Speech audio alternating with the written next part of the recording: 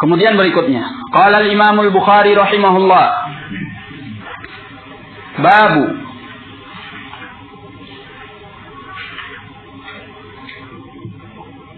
la yastaghfir li abihi al-musyrik. Bab dia tidak memintakan ampun bagi bapaknya yang musyrik. An Ibni Abbas, dari Abdullah bin Abbas, fi qawlihi azza wa jal, pada firman Allah azza wa jal, imma yablughanna 'indaka al-kibara ahaduhuma aw kilahuma fala taqul lahumā uff wa la tanharhumā wa qul lahumā qawlan karīmā wakhfid lahumā janāha adh-dhulli min ar-rahmati wa qur rabbirhamhumā kamā rabbayānī shaghīrā. Nah, kemudian kata Ibnu Abbas, fanafakhatha al-ayah allati fi bara'ah. Ayat ini dihapuskan oleh ayat yang ada pada surah Al-Bara'ah. Apa surah Al-Bara'ah itu? Surah At-Taubah. Nah, yaitu firman Allah, "Ma kana lin-nabiyyi", tidaklah pantas bagi seorang nabi, "walladzina amanu", dan orang-orang yang beriman, "ayyastaghfiru lil musyrikin", mereka memintakan ampun bagi orang-orang yang musyrik, "walau kanu uli qurba", walaupun mereka itu adalah karib kerabat, "min ba'di ma tabayyana lahum annahum ashabul jahim", setelah jelas bagi mereka bahwa mereka itu adalah para penduduk neraka al-jahim. Ini dalam surat At-Taubah ayat 113. Nah, yang dihapuskan hukumnya adalah dalam surat Al-Isra ayat ke-23 dan 24.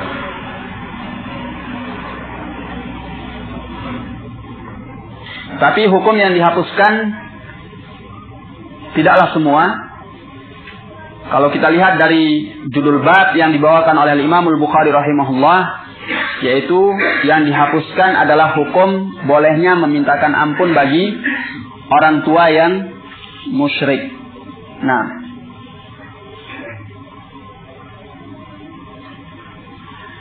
hadis ini sanadnya hasan, sebagaimana yang dinilai oleh Syekh Muhammad Nasiruddin Al-Albani rahimahullah. Nah, pada hadis ini Ibnu Abbas radhiyallahu anhuma membawakan firman Allah azza wa jal dalam surah Al-Isra ayat 23 dan 24. "Imma yablughanna 'indakal kibara ahaduhuma aw kilahuma", apabila sampai pada masa tua salah seorang dari kedua orang tuamu atau kedua orang tuamu, naam, dan mereka berada di sisimu, fala taqul lahumā uff, maka janganlah engkau mengucapkan bagi keduanya uff. Kata Ibnu Katsir, fala tusmi'humā qawlan sayyi'a, jangan engkau memperdengarkan pada keduanya ucapan yang buruk. Nah.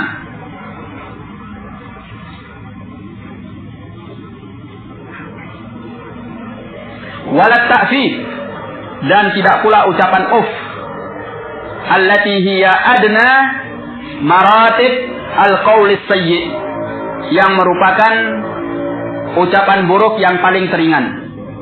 Nah, jadi ucapan uff ini tingkatan ucapan buruk yang paling teringan. Itu pun tidak boleh dilakukan. Nah, apa artinya uff? Uff ini adalah namanya isim fi'il mudhari'. Dalam istilah nahwunya disebut dengan isim fi'il mudhari'. Maknanya atadajjar, yakni aku mengeluh. Seorang ketika mengucapkan uff, ini menunjukkan dia mengeluh. Nah, seperti dalam bahasa kita sama dengan orang yang mengucapkan yang menunjukkan dia menolak, mengeluh akan apa yang diminta darinya. Nah, tidak boleh seorang mengucapkan uff. Yang intinya tidak boleh memperdengarkan kepada orang tua ucapan yang buruk. Tidak yang ringan, tidak pula yang berat. Nah, kalau uf dilarang sebagai ucapan buruk yang ringan, maka ucapan buruk yang berat tentunya lebih utama untuk dilarang. Ini disebut dengan mafhum. Mafhum apa? Al-muwafaqah. Disebut dengan mafhum al-muwafaqah. Nah,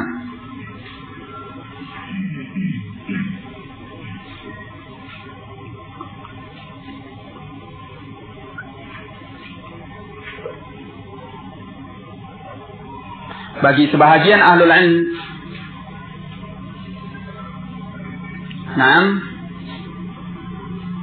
menolak mafhum. Tapi pendapat yang menolak adanya mafhum dari nas, baik Al-Quran ataupun As-Sunnah, ini adalah pendapat yang lemah. Sebab mafhum ini sejalan dengan dalil baik dari Al-Quran ataupun As-Sunnah. Seperti di sini, kalau kita dilarang mengucapkan tentu untuk yang lebih berat kita jauh lebih dilarang oleh Allah Tabaraka wa Ta'ala. Nah,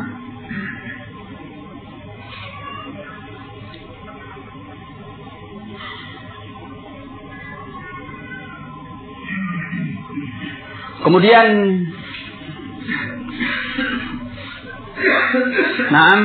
Al-Imam Mujahid rahimahullah, sebagaimana disebutkan dalam tafsir Al-Baghawi dan juga dinukilkan dalam tafsir Ibnu Katsir, menyebutkan bahwa tentang janganlah engkau mengucapkan kata beliau, fala taqul lahuma jangan engkau mengucapkan bagi keduanya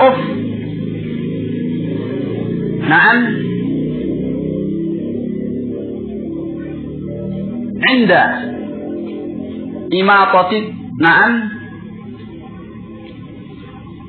imatatika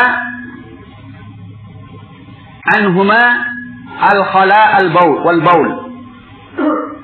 Jangan engkau mengucapkan bagi keduanya ketika engkau menyingkirkan dari keduanya buang air besarnya dan kencingnya. Nah, kama annahuma yumitani anka saghira, sebagaimana keduanya juga menyingkirkan darimu yakni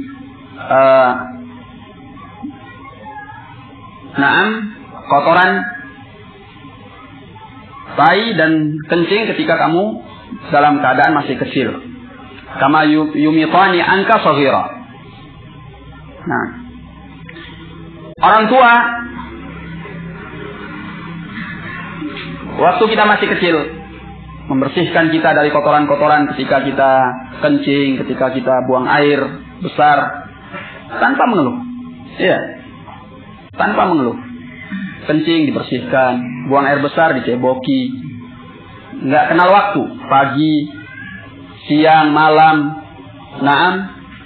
Setiap saat, kapan dia melihat anaknya kencing, dia bersihkan. Kapan dia melihat anaknya buang air besar, dia bersihkan. Tidak ada yang mengeluh. Nah, sebab kalau mereka mengeluh, kemudian membiarkan anaknya, bahaya. Ya. Nah, tapi dengan kasih sayangnya, Allah Subhanahu Wa Taala menjadikan orang tua dapat membesarkan anaknya dan membersihkan segala kotoran dari anaknya tanpa mengeluh. Nah, bahkan mereka mengerjakannya dengan senang hati, mengerjakannya dengan kesabaran.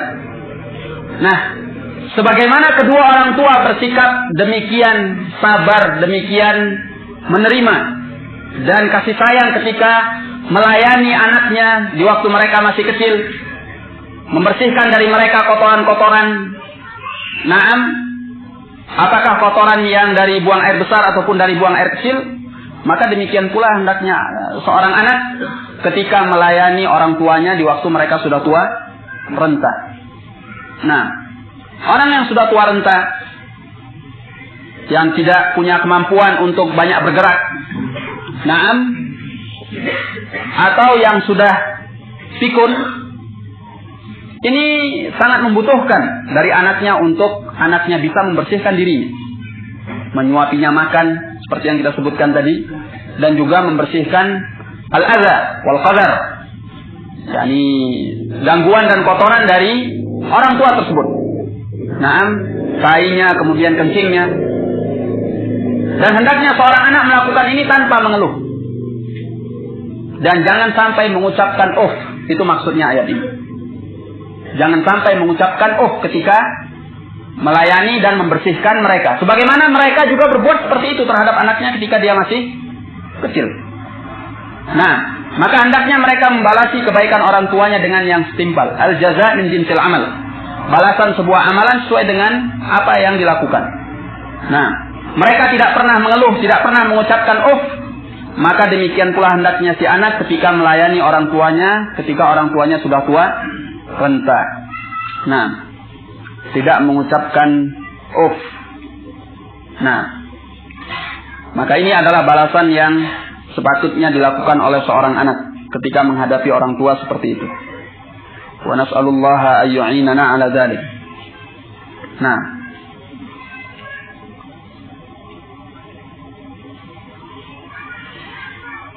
kemudian selanjutnya Allah nyatakan wala tanharhuma, dan janganlah engkau menghardik keduanya. Kata Ibnu Katsir, wala tajzurhuma. Jangan engkau menghardik keduanya. Wala yasil minka ilaihima fi'lun sayyi. Dan janganlah sampai kepada keduanya perbuatan buruk darimu. Nah, tidak boleh kita melakukan ucapan yang buruk kepada orang tua, demikian pula tidak boleh melakukan perbuatan yang buruk. Nah, wa qul lahuma qawlan karima, dan ucapkan kepada keduanya ucapan yang baik, ucapan yang mulia.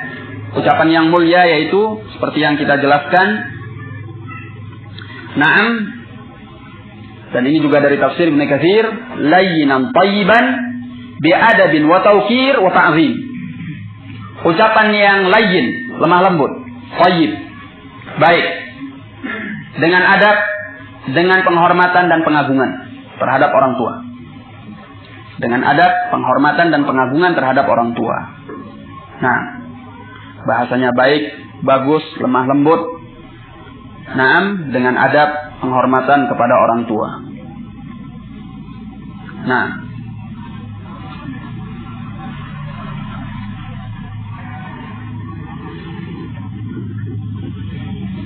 kemudian kata Allah, waqfid lahuma janaha dzul, dan rendahkan bagi keduanya sayap kehinaan. Artinya yaitu berbuat baik kepada keduanya. Nah, berbuat baik kepada keduanya, sebagaimana yang pernah kita pelajari, yaitu berbuat baik kepada keduanya.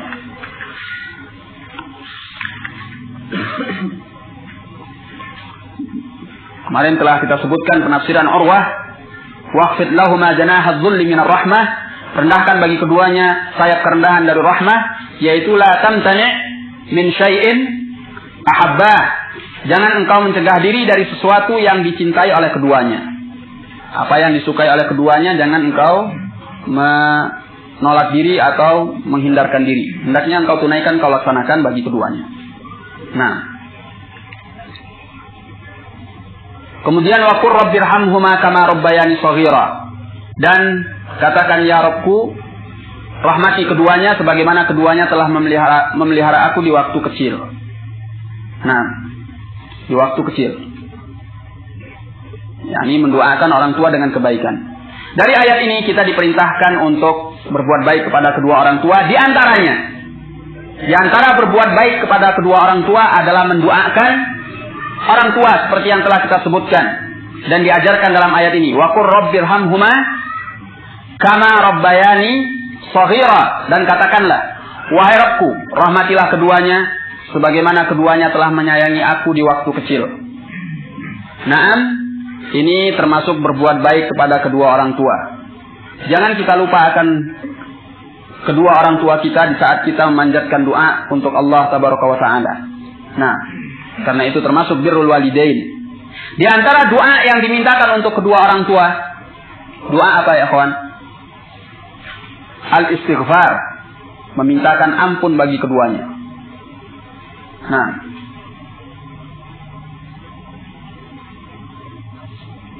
maka seorang menyatakan Rabbighfirli wa liwalidayya warhamhuma kama rabbayani shaghira. Nah, wahai Rabbku,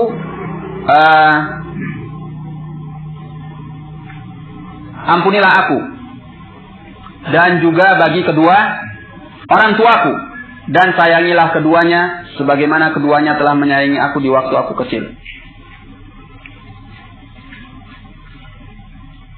Nah, sekarang setelah kita tahu bahwa di antara doa yang sepatutnya dipanjatkan kepada Allah bagi kedua orang tua kita adalah doa untuk dimintakan ampun bagi keduanya, ini sungguhnya umum. Nah, adalah pernyataan yang umum. Apakah orang tua itu orang tua yang muslim ataupun orang tua yang kafir musyrik? Nah, kita mintakan ampun bagi keduanya. Tapi setelah itu turun ayat yang menghapuskan hukum meminta ampun bagi orang tua yang kafir musyrik. Nah, yaitu ayat dalam surah Al-Bara'ah, kata Ibnu Abbas, yaitu firman Allah, "Maka lin nabiyyi wal ladzina amanu ayastaghfiru lil musyrikin." Tidaklah pantas bagi nabi dan orang-orang yang beriman mereka memintakan ampun bagi orang-orang musyrik. Tidak bapaknya, tidak ibunya, dan tidak pula yang selainnya. Walau kanu uli kurba, walaupun mereka itu adalah karib kerabatnya. Min ba'di ma tabayyana lahum annahum ashabul jahim. Setelah jelas bagi mereka bahwa mereka itu adalah penduduk neraka al-jahim. Dengan meninggalnya orang tua itu di atas kekafiran, selesai urusannya. Apa yang bisa kita lakukan untuk orang tua kita? Kalau dia mati di atas kekafiran, baik ibu ataupun bapak, apa yang bisa kita lakukan?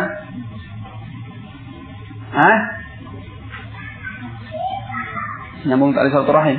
Dia meninggal dalam kekafiran. La syai'. Kalau dia meninggal dalam kekafiran, la syai'. Tidak ada yang bisa kita lakukan. Karena dia mati di atas kekafiran. Nah, kebaikan apa yang akan kita kirim untuknya?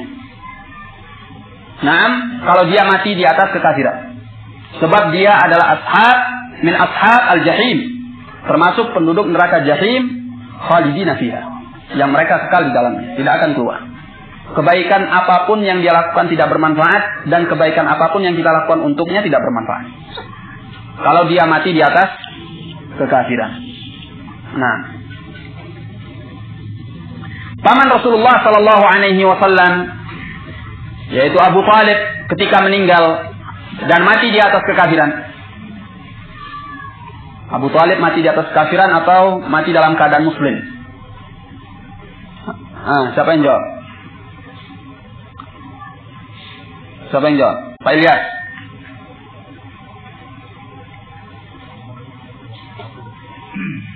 Dalam keadaan muslim atau kafir?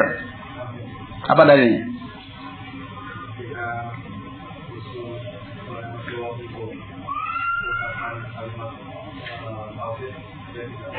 Nah, itu hadis Al-Bukhari, dia enggan untuk mengucapkan la ilaha illallah, mati di atas kekafiran. Walaupun pembelaannya demikian dahsyat untuk perjuangan dakwah Rasulullah Sallallahu Alaihi Wasallam, seperti yang kita tahu dalam tarikh, apa yang bermanfaat bagi Abu Talib ketika dia meninggal dalam keadaan sebagai kafir? Nah, satu hal yang menjadi kemanfaatan untuknya, yaitu dengan syafaat dari Rasulullah Sallallahu Alaihi Wasallam, pamannya diringankan azabnya. Dia menjadi orang yang paling ringan azabnya, yaitu dia berada di permukaan neraka, fi dhahdahin minan nar. Kemudian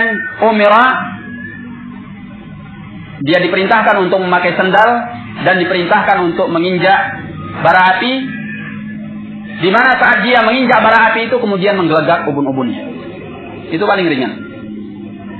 dan dia tidak akan keluar dari api neraka. Baik, ini ketika dia mati dalam keadaan kafir. Paman Rasulullah sallallahu alaihi wasallam, Abu Talib. Lalu bagaimana dengan yang lainnya? Dan ayat ini pun turun untuk melarang Rasulullah sallallahu alaihi wasallam memintakan ampun bagi Abu Talib yang mati dalam keadaan sebagai musyrik kafir. Nah, maka kalau orang tua kita meninggal dalam keadaan kafir, memang keadaannya sangat menggenaskan. Kita tidak bisa berbuat apa-apa. Nah, tidak bisa memintakan ampun baginya dan tidak pula yang lain. Nah, dia min ashabil jahim yang akan kekal di dalamnya. Allahul musta'an. Bisakah kita memperingan azabnya seperti Rasulullah SAW? Al-jawab, la. Itu adalah khususiyah bagi beliau. Kekhususan Rasulullah SAW memberikan syafaat kepada pamannya sehingga pamannya diperingan azabnya di dalam neraka nantinya. Adapun yang selain beliau dari kalangan muslimin tidak bisa melakukan itu. Nah, bagaimana pandangan orang-orang Mu'tazilah yang mengatakan tentang paman Rasulullah, karena beliau bukan saja mengatakan bahwa paman Rasulullah bukan hanya mendapat syafaat kemudian hanya diringankan, tapi setelah penyiksaan selesai kemudian dimasukkan dalam surga. Itu bagaimana seperti itu? Kalau Al-Mu'tazilah tidak diragukan lagi. Al-Mu'tazilah mereka berpegang dengan logika. Nah, sebagian mereka memang berpendapat bahwa neraka itu tidak kekal. Ternyata neraka itu tidak kekal. Itu kalimat mereka. Nah, sehingga kalau tidak kekal ya sudah. Selesai neraka, maka bukan hanya Abu Talib. Yang lain juga akan dimasukkan ke dalam surga. Karena selesai neraka itu dengan tidak kekalnya api neraka. Fahadza batil. Allah menyatakan khalidina fiha abada. Mereka akan kekal di dalamnya selama-lamanya. Tidak mungkin ditakwil pada pengertian lain.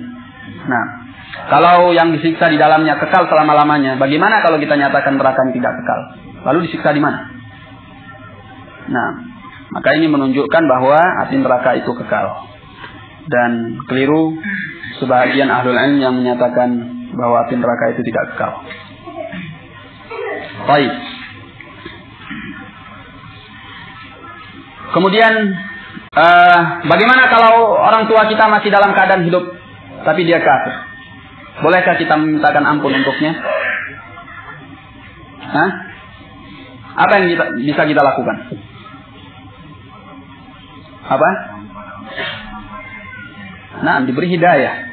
Diberi hidayah oleh Allah Tabaraka wa Ta'ala, tunjuki hatinya untuk masuk ke dalam al-Islam dan meninggalkan kekafirannya. Nah,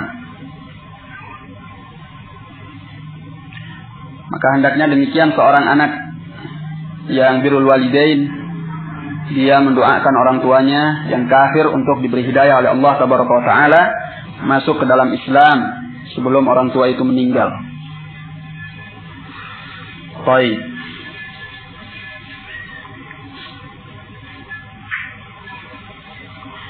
Kemudian kita lanjutkan.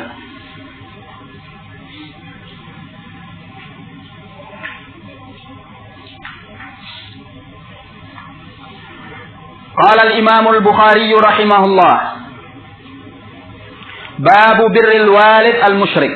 Bab berbuat baik kepada orang tua yang musyrik. Naam, an Sa'd bin Abi Waqqas. Dari Sa'd bin Abi Waqqas. Nama Abu Waqqas adalah Malik. Maka beliau dikenal juga dengan Sa'd bin Malik. Nah, Sa'd bin Abi Waqqas adalah salah seorang dari Ahlul Jannah. Boleh kita menyatakan seorang dari Ahlul Jannah? Anda Abdul Aziz. Boleh. Karena Anda mengucapkannya tadi. Ya. Yeah. Boleh enggak?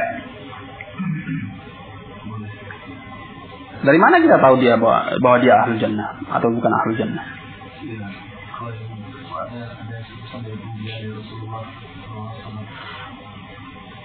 Akidah ahli sunnati wal jamaah tidak boleh kita mempersaksikan bagi seorang sebagai penduduk surga atau penduduk api neraka kecuali datang dalil dari Al-Quran ataupun As-Sunnah. Nah, sedangkan Sa'ad bin Abi Waqqas warid dalam hadis Rasulullah Sallallahu Alaihi Wasallam bahwa dia termasuk orang yang disebutkan masuk ke dalam surga bersama 9 orang yang lainnya. Jadi Sa'ad bin Abi Waqqas adalah salah seorang dari al-ashrah al-mubasysyarun bil jannah. 10 orang yang dijamin dengan masuk ke dalam surga. Coba sebutkan, Mas Ruri. 10 orang yang dijamin masuk surga. Ini pelajaran anak tahfidz.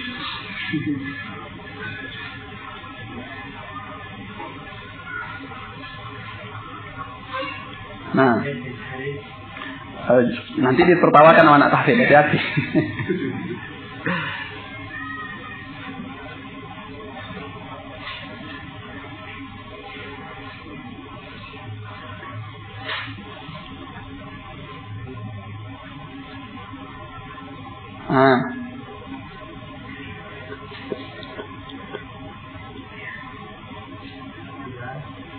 La. Allah musta'an.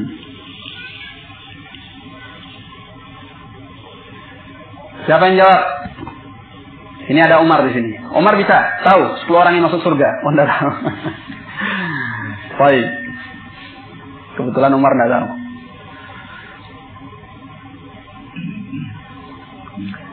Siapa yang kita tunjuk sekarang? Aindak ya akhi. Yang di belakang Aba Ishaq. Oh, enggak tahu. Allah musta'an. Baik.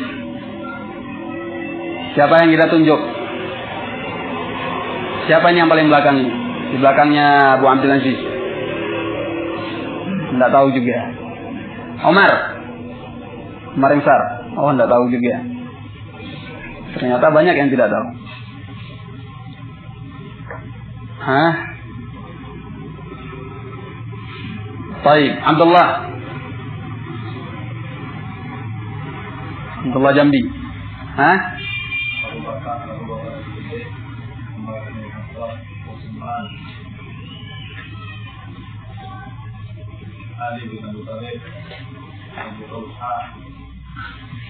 Siapa? Tolha siapa Tolha? Banyak Tolha itu. Anak Pak Ubadah juga Tolha. Tolha siapa?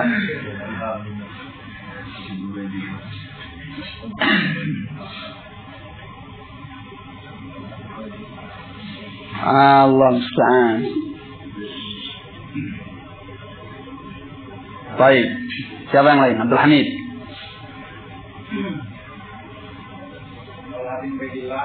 Abu Beda bin Al-Jarrah, Sa'ad bin Abi Waqqas.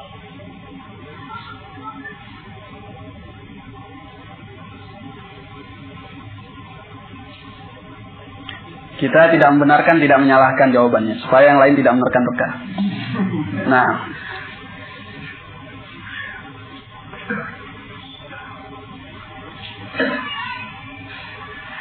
ya Allah, ya kawan. 10 orang yang dijamin masuk surga. Pak Alif, Pak Osman. Yang pertama Abu Bakar As-Siddiq. Nah. Yang kedua Umar bin Khattab. Yang ketiga Utsman bin Affan. Yang keempat Ali bin Abi Thalib. Yang kelima Abdurrahman bin Auf. Yang keenam Talhah bin Ubaidillah. 7 Sa'id bin Zaid. 8 Sa'ad bin Abi Waqqas. 9 10 sih tahu. Ya kenapa harus 24? Sebutkan saja. Yang 9-nya siapa? Abdullah bin Abu Bidah bin Al-Jawrah. Siapa? Abu Ubaidah bin Al-Jawrah. Al-Jarrah. Al-Jarrah.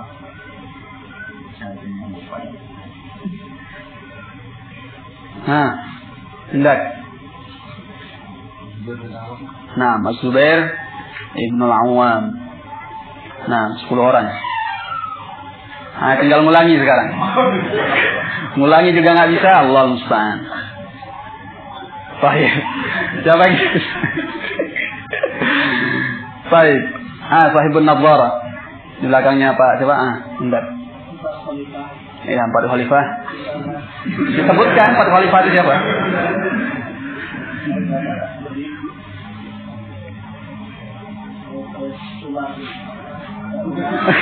Umar bin siapa? Umar bin Affan. Umar bin Khattab. Nah. Utsman bin Affan. Nah. Sa'ad bin Abi Waqqas. Sa'ad bin Abi Waqqas terus. La.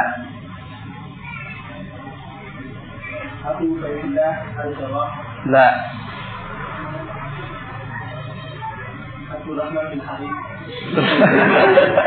Kok keliru-keliru ente nulisnya, Allah musta'an. La, khata.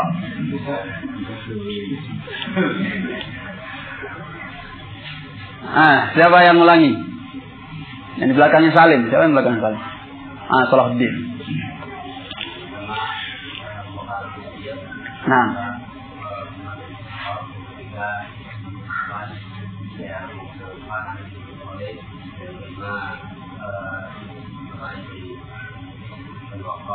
Siapa?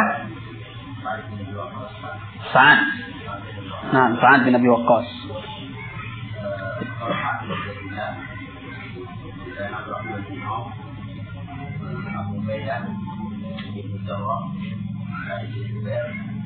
Siapa? La. Sa'id bin Zaid. Kemudian masih kurang 1. Zubair bin Al-Awwam. Zubair bin Al-Awwam. Nah, ini ada 10 orang yang dijamin masuk ke dalam surga. Di antaranya adalah Sa'ad bin Abi Waqqas. Abu Waqqas namanya Malik. Jadi beliau juga disebut dengan Sa'ad bin Malik. Qala nazalat fiyya 4 ayatin min kitabillahi ta'ala. Turun padaku 4 ayat dari kitab Allah Ta'ala. Kanat ummi halafat. Dahulu ibuku bersumpah. Alla ta'kula wa la tashrab. Untuk tidak makan dan tidak minum. Hatta ufariqa Muhammadan sallallahu alaihi wasallam. Sampai aku memisahkan diri dari Muhammad sallallahu alaihi wasallam. Fa anzalallahu azza wa jalla, maka Allah azza wa jalla menurunkan, wa in jahadaka ala an tusyrika bima laysa laka bihi ilm fala tuti'huma wa sahibhuma fid dunya ma'rufa. Apabila keduanya memaksamu untuk engkau berbuat syirik terhadapku, sesuatu yang engkau tidak punya ilmu tentangnya, maka janganlah engkau mentaati keduanya dan pergaulilah keduanya di dunia dengan cara yang baik. Luqman ayat yang ke-15.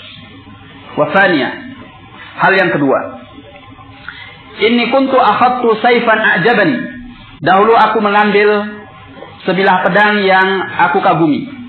Faqultu ya Rasulullah, maka aku berkata, wahai Rasulullah, habli hadza. Serahkan ini untukku. Fanazalat, maka turunlah ayat, yas'alunaka 'anil anfal. Mereka bertanya kepadamu tentang harta rampasan perang. Wasalisa, hal yang ketiga.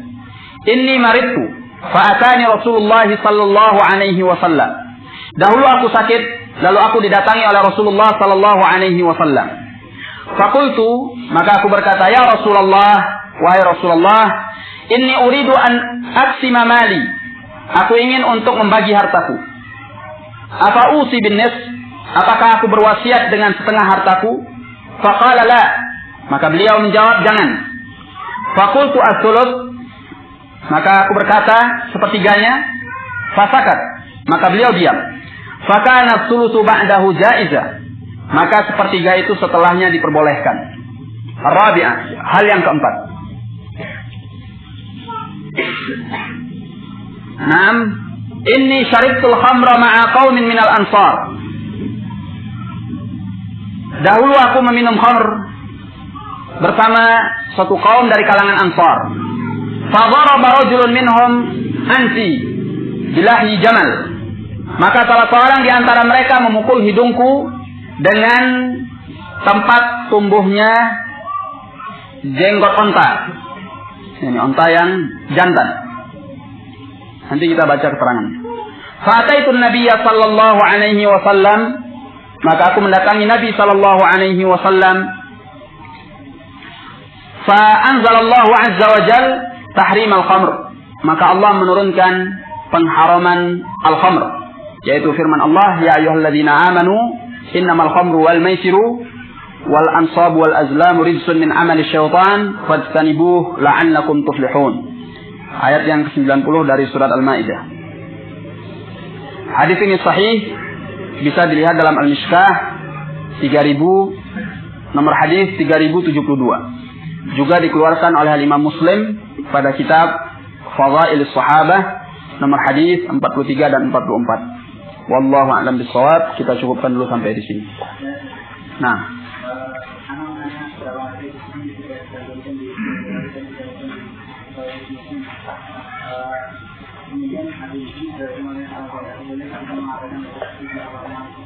bagaimana? Coba ulangi.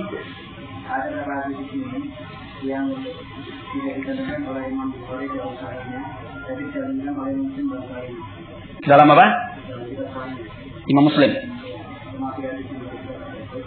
Terus kemudian di sini dikatakan oleh Imam Al-Albani, apakah kita boleh mengatakan bahwa ini tidak sebetulnya kalau kita menjelaskan bahwa yang kita maksud dengan muttafaqun alaih, yaitu yang dikeluarkan oleh Imam Al-Bukhari dalam Al-Adabul Mufrad secara sahih, dan juga Imam Muslim di dalam sahihnya, boleh saja la musyahata fil istilah.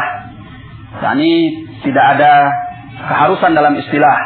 Hanya saja kalau kita menyebutkan istilah muttafaqun alaih tanpa keterangan tentang istilah yang kita gunakan, ini ma'ib, suatu hal yang kurang baik, dicela. Sebab apabila kita menyatakan muttafaqun alaih yang ma'ruf inda ahlil ilm wa talabatihi, bahwa muttafaqun alaih itu dikeluarkan oleh Imam Al-Bukhari dalam sahihnya dan Muslim dalam sahihnya. Nah, jadi boleh saja kita mengucapkan itu kalau kita menjelaskan. Tapi kalau kita tidak menjelaskan, ini akan menimbulkan kesalahpahaman dan itu tidak dibenarkan. Nah, wallahu a'lam bishawab. Seperti Syekhul Islam Ibnu Taimiyah dalam Al-Muntaqa, beliau maksudkan dengan muttafaqun alaih yaitu riwayat Al-Imam Ahmad, kemudian Al-Bukhari dan Muslim. Tapi dijelaskan oleh beliau bahwa yang dimaksud dengan muttafaqun alaih di sini yaitu ada tambahan Al-Imam Ahmad dalam musnadnya. Nah, kalau dia menjelaskan seperti ini, la musyahata fil istilah. Tidak ada keharusan dalam masalah istilah, berpegang dengan sebuah istilah. Nah, wallahu a'lam bishawab. Kita cukupkan. Assalamualaikum warahmatullahi wabarakatuh.